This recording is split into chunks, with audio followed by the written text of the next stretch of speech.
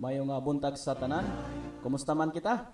Dalaygon ang Dios karon nga adlaw nga kita makapadayon diha sa pagpangalagad kaniya o makapadayon kita sa tuong kinabuhi karon.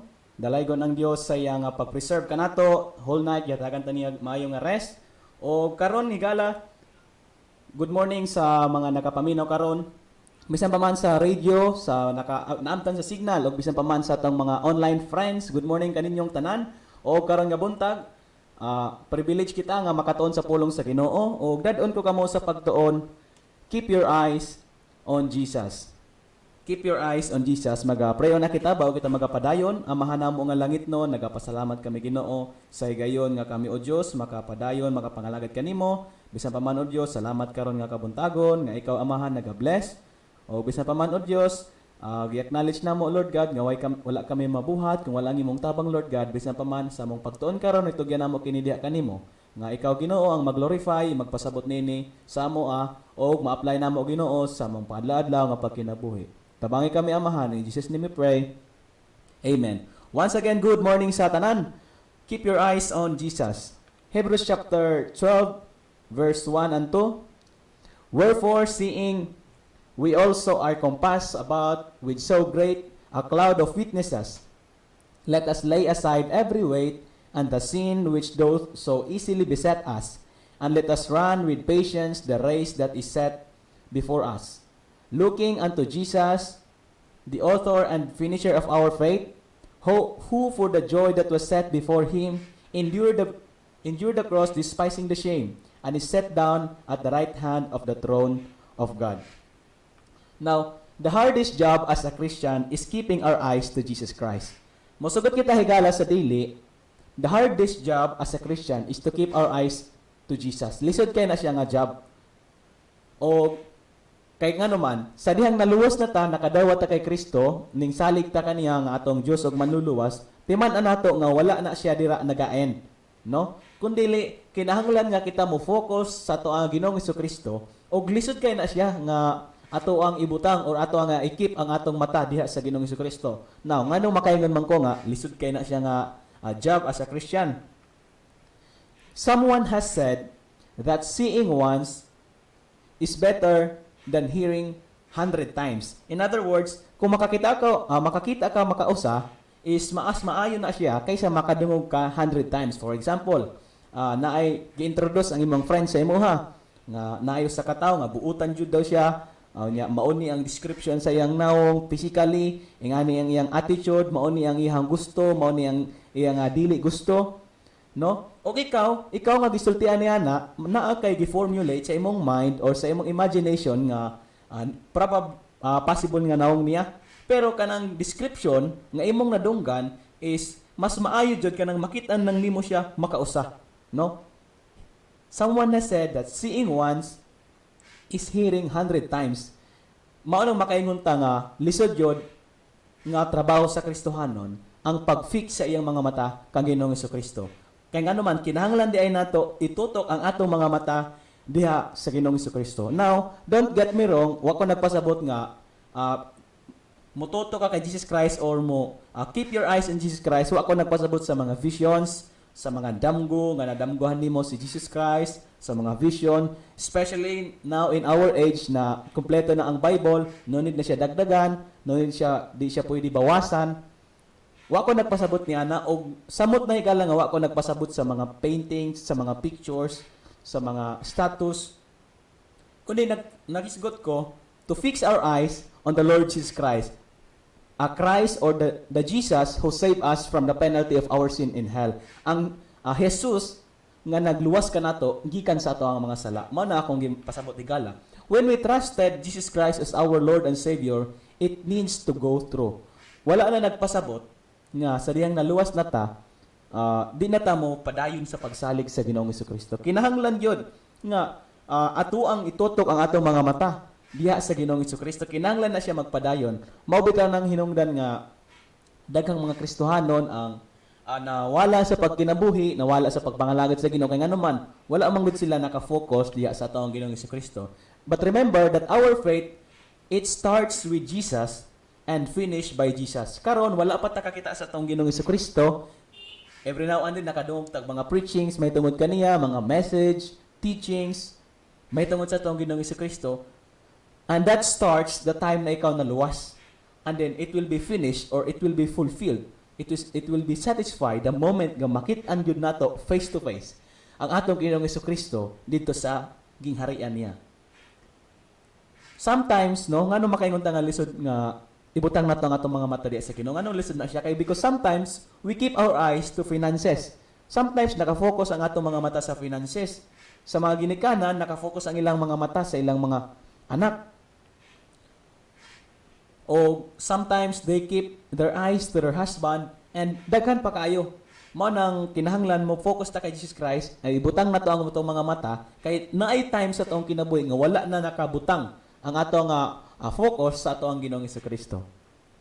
Ana pa sa quotation, if I walk with the world, I can't walk with God. Mao nang ingon ni Dwight Moody. Na kung maglakaw daw ta ug tinuod ka na siya, kung maglakaw kita, kauban ang kalibutan, nga nabitang mo go with the flow ta sa kalibutan, we can't walk with God. Dili pwede kay ngano man ikala. Remember, na nagaingon ang Bible na love not the world, neither the things of the world. Kay ngano man kung gilove na to ang world, ang mahitabo,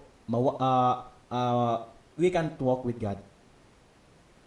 Keep your eyes simply on Him. Let His death, His sufferings, His merits, His glories, His intercession be fresh on your mind. Mao na ingon ni Spurgeon. God grant, if we must have two eyes, that they may be both clear ones, one the eye of faith, wholly fixed on Christ, the other eye of obedience, equally and wholly fixed on the same objective. The nearer a man lives to God, the more intensely has he to mourn over his own evil heart. Keep your eyes on Jesus. Now karon nga kabuntagon, dagon ko kamo sa pagtuon for certain things we can't look at in order to fix our eyes on the Lord Jesus Christ. In order na ma-fix nato ang atong mga mata diya sa Ginoong Kristo, naayupat kabutang nga dapat dili nato i-look or i-focus sa atong ginabuhi. Now dili kita maglangan una yourself. In order to keep our eyes on Jesus Christ, we need to not look ourselves. Dapat dili ta magtan-aw sa tong kaugalingon. Unsay akong gipasabot nani? Ana pa ang Proverbs chapter 20 verse 9, who can say, I have made my heart clean. I am pure from my sin. The heart is deceitful above all things and desperately wicked. Who can know it? Unsay gipropose sa kalibutan higala? Unsay ingon sa kalibutan? Follow your heart, no? Kung unsay naa sa imong heart, follow your heart. Pero ingon ang Bible higala that our heart is not clean. Dili na siya pure gikan sa sala. Our heart is deceitful above all things and desperately wicked. Kung mag-ingon nga itag desperately wicked, kung mag-ingon, at the moment nga mag-ingon ang Bible nga desperately wicked, extreme kay na siya nga point, no? Kanang bugat na siya nga mag-ingon ta nga desperately wicked. That's why we cannot focus or we cannot fix our eyes on ourselves. Remember kung kinsa kita atubangan sa Ginoo. Remember this nga ingon ang Bible, for all have sinned and come short of the glory of God. Dili ta pwede mo focus sa ato nga kaugalingon. No? Dili ta pwede mo focus sa ato nga kaugalingon kay ngano man makasasala tang dako. No? Gani sa grasya ra gyud sa Ginoo nga naluwas ta. Mao na ingon sa Ephesians chapter 2 verse 8 to 9, for by grace are ye saved through faith, and that not of yourselves, it is the gift of God, not of works, lest any man should boast. Mao nang naluwas ta higala sa grasya. Kay ngano man kay dautan man ta. Mao bitaw na ang daghang mga Kristohanon ang nawad-an sa ilang assurance of salvation. Kay wala sila wala na fix ang ilang mga mata sa Ginoong Kristo. Mao nang nawad-an sila assurance of salvation. Ang mas malala or ang mas extreme mao ni nga daghang mga tao karon ang wala jud nakaangkod og salvation. Wala gyud sila nakadawat og kaluwasan. No? Kay ngano man nagatutok sila sa ilang kaugalingon. Wala sila nagatutok kang Ginoong Kristo. Yes, they acknowledge Christ as their Savior. Yes, they know the Lord Jesus Christ as Savior, but they don't receive Christ as their personal Savior. They don't fix their eyes on the Lord Jesus Christ. That's why higala dili ta pwede maka-depend, dili ta pwede maka-focus atong kaugalingon. Kay remember kung kinsa kita atubangan sa Ginoo. Remember, Don't look at yourself. Ayaw pat dili ta dapat magpatintal sa giingon sa world nga follow yourself, follow your heart. We are not called to follow our heart. Remember, we are called to be like Christ. We are called to follow Christ, not our deceitful, wicked heart. Remember, we are just wicked sinner saved by grace. That's why higala dili ta pwede maka-focus sa atong kaugalingon. Once we focus ourselves to ourselves, ma-discourage ra ta. Kay nga naman, wicked sinner ta. Wicked sinner ta. Remember that flesh is no good. Ang atong unod nun, ang atong flesh nature, di jud siya maayo. Di siya makaproduce og good. No? That's why we cannot focus on ourselves. Di ta pwede magtan-aw sa atong kaugalingon. Mao na, kung dili pa ikaw sure sa imong salvation karon, ang probable nga ang possible reason nganong dili pa kaluwas karon. Kay ngano man nagtan-aw ka sa imong kaugalingon. Kaugalingon nimong buhat, kaugalingon nimong relihiyon, kaugalingon nimong effort, kaugalingon nimong merit. That's why wala pa ka nakaangkon ng salvation. O sometimes ang mga Christian pod nga nakaangkon ng salvation, nawad-an og assurance of salvation kay naka-focus sila sa ilang kaugalingon. Again, we are not called to follow our heart, to focus on ourselves, but we are called to keep our eyes on Jesus because we are fallible. Pakyas jud ta bisan unsaon og amping. Remember, what you see on the mirror will destroy you if you keep looking and following that person. Akong balikon, what you see on the mirror will destroy you if you keep looking and following that person. Kanang tao bitaw nga nakita nimo sa samin, sa mirror, kung imo nang sundon nga tao, kung imo nang tutukan nga tao, kung imo na siyang i-follow, timan kana nga tao maoy maka-destroy kanimo. No wonder the Lord Jesus Christ commanded us to follow Him, to focus on Him. Kaya nga naman, kabalo siya, nga pag mag-focus ta sa tao nga naa sa amin, na mag-focus ta sa atong kaugalingon, palpak ta, defeat ta sa atong kinabuhi. That's why we need to stop looking at ourselves. Remember, stop looking at yourself. Unsa ingon ni Apostol Paul, "O wretched man that I am, who shall deliver me from the body of this death?" Even si Paul, kabalo si Paul, acknowledge ni Paul kung unsa kadaot ang atong flesh. Ngani kung imong tan-awon ang whole passage nini, no? Makita nimo nga di gud basta-basta ang atong flesh. That's why di gud ta dapat mo realize sa flesh. Kaya ang atong flesh enemy na siya sa Ginoo. Enemy na siya sa Ginoo. Keep your eyes on Jesus. For certain things that we can't look at in order to fix our eyes on the Lord Jesus Christ. Number 2, others. Dili dapat di ay ta pwede mo focus sa uban. Dili dapat di ay butang nato ang atong mga mata or i-keep nato ang atong mga mata sa uban. Unsa ingon sa Bible? Katong time nga gibetray si Jesus Christ, ana siya, "But behold, the hand of him that betrayeth me is with me on the table." Ingon po sa James chapter 4 verse 6, "But he gave it more grace, wherefore he saith, God resisteth the proud, but giveth grace unto the humble." Na unsa akong point ani? Some are okay, no? Don't get me wrong, naman tay mga friends natin, mga kaila, no? Nga okay ra pod. But many are not. Daghan po mga kuan nga dili labi na kung ang ato mga friends is wala diha sa tilan sa Dios, di jud na siya maayo nga dira ta mag-focus sa ilaha. Remember, loved ones will betray you. Ang ato mga loved ones, kung dira ta sa ilaha maka-focus sigala, kung dira ta sa kanila maka-focus, timan nato na naabay ay chance nga pwede ta nila i-betray. Og mao pud nang nahitabo, tong gibasa nato ganiha nga si Judas, no? 3 years sila nag-uban ni Jesus Christ. Same house. Sa mga ministry, nag-uban-uban siya. Pero naabot sa point nga nag-betray siya. And that portrays that loved ones will betray us. Our loved ones, that's nganong dili ta pwede magka-focus sa ilaha, magbutang ato nga we can't keep our eyes on them because one day they will betray us.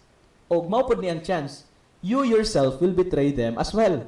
Kita pod musugid kita sa dili naay panahon nga maka-offend ta sa uban. That's why we cannot focus to others. Kay ngano man, you will be either proud or discouraged, no?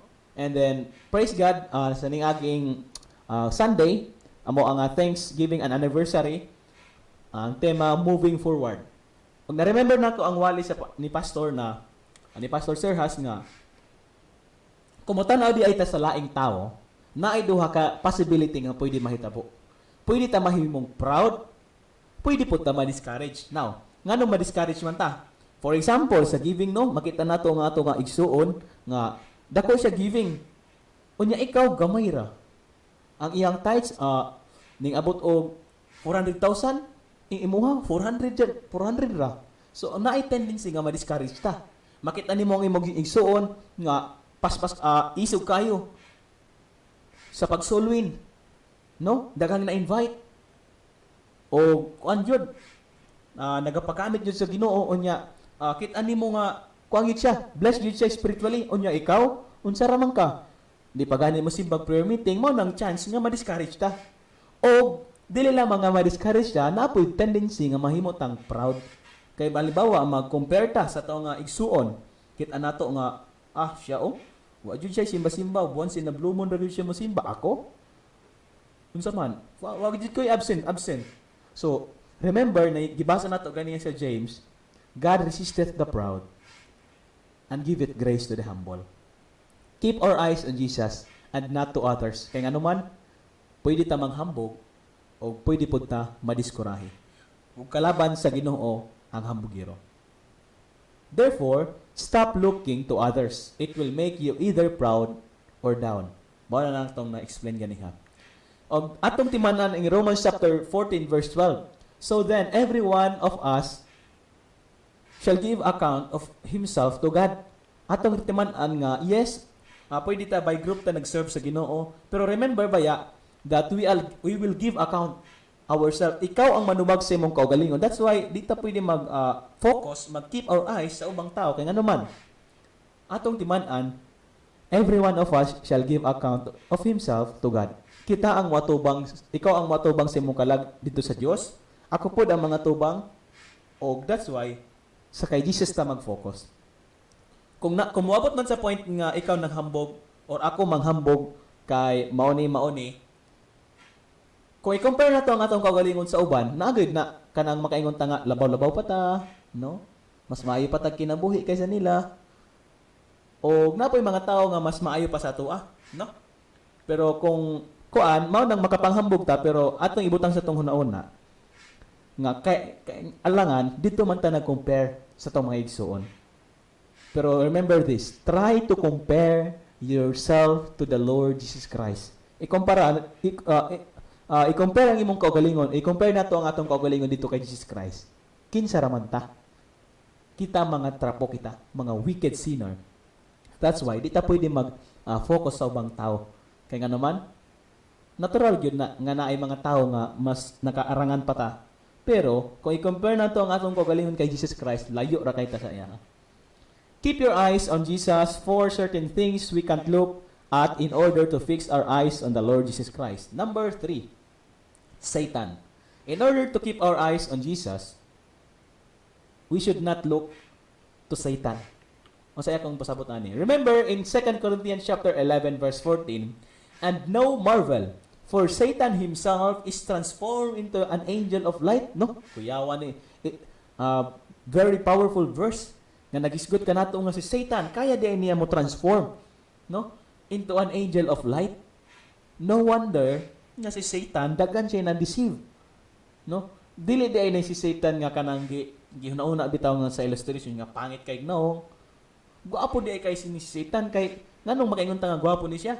Kay daghan siya nailad, no? O kaya niya i-transform ang iyang kaugalingon into an angel of God, angel of light. That's why di ta pwede mo focus kay Satan or mo keep our eyes on Satan. Di pwede na siya. You shouldn't look at the devil for help. Sa to say, daghang mga Kristohanon, no, subo pa manindungan nga daghang mga tao ang nangayo o nagapanghanap o tabang sa devil. Many Christians just want to give up their Christian life. Tungod kay di na kaya sa mga Kristohanon. Naiuban nga Christian, no? I-give up na lang nila ang Christian life. They are looking at the devil for help. Many Christians are looking for Satan. either unconscious man or consciously, daghan na mga tao. Paano? Sa compromise. Pinagi sa compromise. Pinagi sa paghigugma sa salapi. Pinagi sa immoralidad. O sa pagiging materialistic. No? Though of course, money is not bad. Money is good. But kung ang imong kinabuhi, di ra nakafocus sa mga gi-offer ni Satan, you are compromising. You are loving money. You are practicing immorality. You are loving material things. Dili na siya. Dili ta ka-focus anak kay Jesus, tigala. Therefore, stop looking to Satan. He doesn't care about you.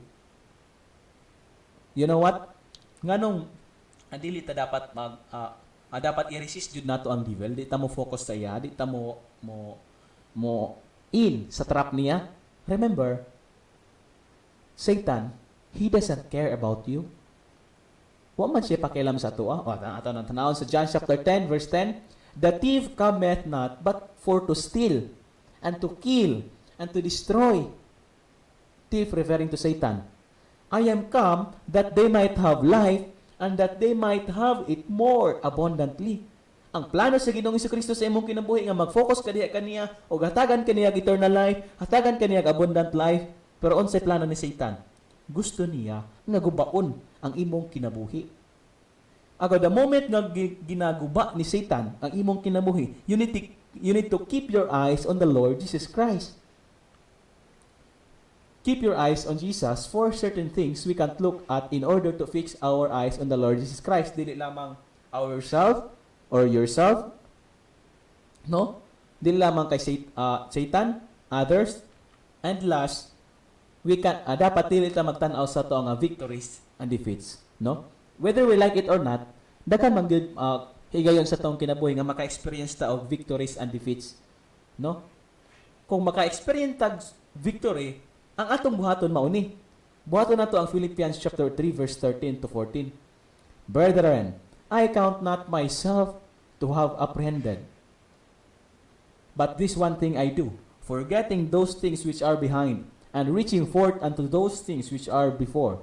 I press toward the mark for the prize of the high calling of God in Christ Jesus. Sa diyan maka-experience tag victory, dili dapat na matagbaw, no? Dili ta mag-focus niya na. We need to forget those things which are behind, no? Ato ano siya kalimtan o mo padayon ta mo spiritually discontented ta, no? O mao na siya ang atong baton sa diyang maging victorious ta. No? Pero what if defeated ta? No? Unsa ingon sa Bible? But if we walk in the light as He is in the light, we have fellowship one with another, and the blood of Jesus Christ, His Son, cleanseth us from all sin. If we confess our sins, He is faithful and just to forgive us our sins, and to cleanse us from all unrighteousness. Musugot ta sa dili higala, naagyo panahon sa tong kinabuhi nga unsa man, naay panahon nga kita ma-defeat. No? Nay panahon nga makasala ta. O kung honest ka nga Kristohanon, mo ang kunjud ka, no? Nga kita usahay nay panahon nga ma-defeat ta. Pero what if ma-defeat ta? No.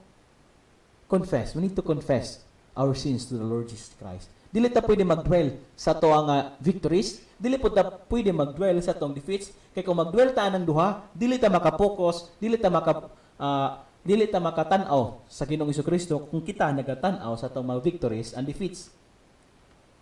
Stop dwelling in the past. They'll make you either discouraged or proud. Same ra pud na siya. Kung mag-dwell ta sa itong past, unya, duha ra man ka klase na itong past, victories and defeats. Kung mag-dwell ta niya na, ma-discourage ta. Kay naman tayo mga defeats. Or manghambog ta. No? O remember, balikon ako kalaban sa Ginoo ang hambugiro. Anxiety, maghimot ang anxious. Dapat kung anxious ta, we need to ask the Lord to help you forget. Mga itagtabang, Lord, tabangi ko nga malimtan ako. To nga mga kaagi, unya mag-move on ta. No? Kinahanglan kita mag-move on. Unsa ingon sa Bible sa Isaiah chapter 43 verse 18. Remember ye not the former things, neither consider the things of old. Ingon ang Bible, kalimtin na to. Kung unsa ang gilubong na sa Ginoo, ayon na kada. ang unsa ang gilubong na sa Ginoo, ayan na to kaluta, no? Move on na. Ingon ang Bible, remember ye not the former things, neither consider the things of old. Move on na. Kalimti na to. And we need to keep your eyes on the Lord Jesus Christ. No? You can't focus on Jesus 100% if you dwell in the past. Move on by keeping your eyes to Jesus. Amen?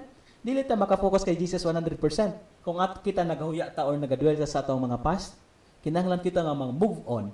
Pinagi sa atong pagtutok sa atong mga mata, diha sa atong manluluwas nga nahigugma sa toa, nga naghatag sa iyang kaugalingon aron ikaw ug ako mahatagan niyang abundant life. And then one day, makita nato siya. O kita mo bow down nga mapasalamaton, muhimaya sa atong Ginoong Hesukristo. Conclusion. We should be waiting for Him. No?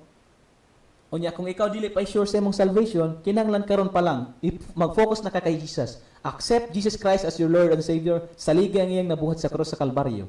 Aron ikaw makapadayon sa pagkinabuhi uban kaniya, maangkon nimo ang kinabuhing walay katapusan. Keep our eyes upon Him. When the dog sees the master, he's the happiest dog in the world. No? Ato makita no nga, siguro kamo karon nga nagapaminaw na ang kay iro, no? Paborito nimo siya nga iro. And then, pag makitaan, di ba, pag makitaan ka niya kay, malipay ka na siya, enjoy ka na siya. When the dog got treats, kanang i-treat nimo siya, pakauno nimo siya, he's the happiest dog in the world, no? When the dog sees the master, he's the happiest dog in the world.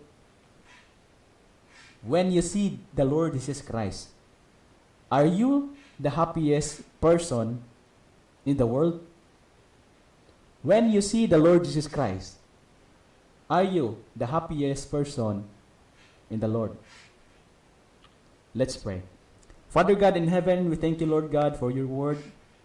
Thank you, Ginoo, sa imong pulong nga nag-remind ka na mo, O God, nga dili dapat may mag-focus sa mong kaugalingon, dili dapat may mag-dwell sa mong mga past, sa mga victories and defeats, dili dapat may Ginoo mag-focus, magtanaw sa ubang tao, o kay Satan. Kundi Lord God, you commanded us, Lord, nga mag-focus diha sa imong o Dios. Ginoo, tabangi kami nga padayon kami Ginoo diha kanimo. Makapadayon kami kinabuhi, Lord God, sumala sa imong kabubuton. Amahan, salamat sa imong pulong. I-bless kini sa imong kinabuhi. In Jesus' name we pray. Amen.